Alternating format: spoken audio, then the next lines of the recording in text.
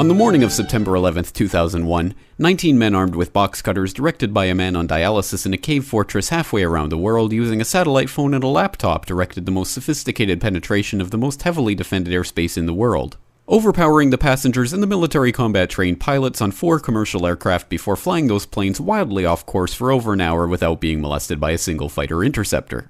These 19 hijackers, devout religious fundamentalists who like to drink alcohol, snort cocaine, and live with pink-haired strippers, managed to knock down 3 buildings with 2 planes in New York, while in Washington a pilot who couldn't handle a single-engine Cessna was able to fly a 757 in an 8,000-foot descending 270-degree corkscrew turn to come exactly level with the ground, hitting the Pentagon in the budget analyst office where DoD staffers were working on the mystery of the $2.3 trillion that Defense Secretary Donald Rumsfeld had announced missing from the Pentagon's coffers in a press conference the day before, on September 10th, 2001. Luckily, the news anchors knew who did it within minutes. Osama bin Laden. The pundits knew within hours. Osama bin Laden. The administration knew within the day. Terrorists who committed these acts and those who harbored them. And the evidence literally fell into the FBI's lap. That a hijacker's passport was found blocks from the World Trade Center crash site, if you can believe that. But for some reason, a bunch of crazy conspiracy theorists demanded an investigation into the greatest attack on American soil in history.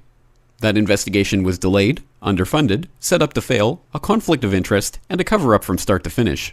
It was based on testimony extracted through torture, the records of which were destroyed.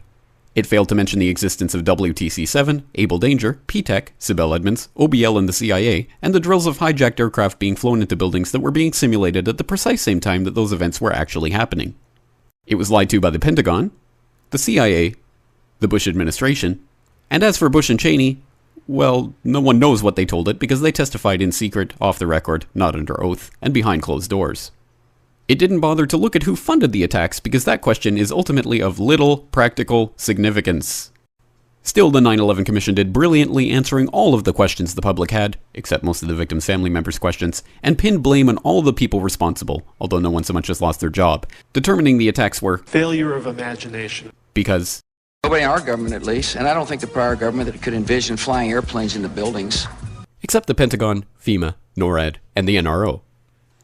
The DIA destroyed 2.5 terabytes of data on Able Danger, but that's okay because it probably wasn't important.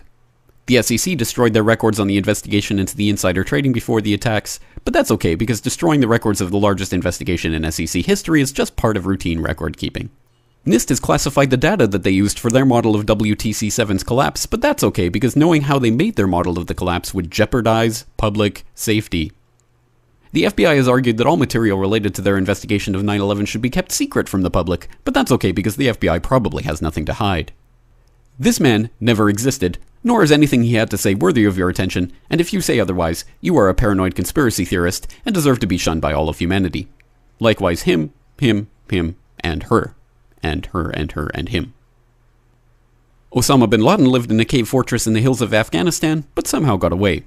Then he was hiding out in Tora Bora, but somehow got away.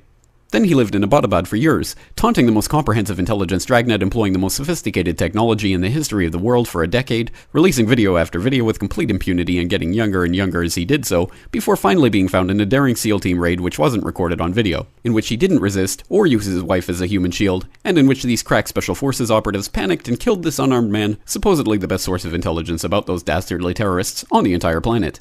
Then they dumped his body in the ocean before telling anyone about it. Then a couple dozen of that team's members died in a helicopter crash in Afghanistan.